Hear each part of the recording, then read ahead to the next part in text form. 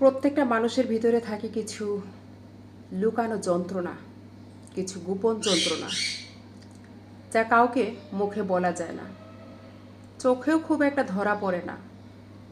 কিছু অনুভব থাকে নিজের ভিতরে জমে থাকা হাহাকার, যা কারো সাথে কখনো শেয়ার করা যায় না,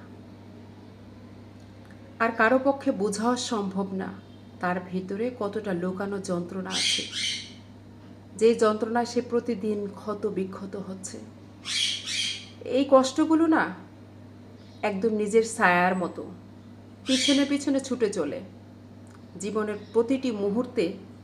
চাইলেও তাকে ফেলে রাখা যায় না, ফেলে আসা যায় না, কারণ এগুলো শুধু যন্ত্রণা নয়, এগুলো আমাদের অস্তিত্বের এক অংশ হয়ে আমাদের সাথে বসবাস করে চুপি চুপি প্রতিনিয়ত আমাদেরকে দগ্ধ করে। কিন্তু এটা কারোর সাথে প্রকাশ করা সম্ভব না, কাউকে দেখানোও সম্ভব না, কাউকে ঠিকঠাক মতো বোঝানোও সম্ভব না।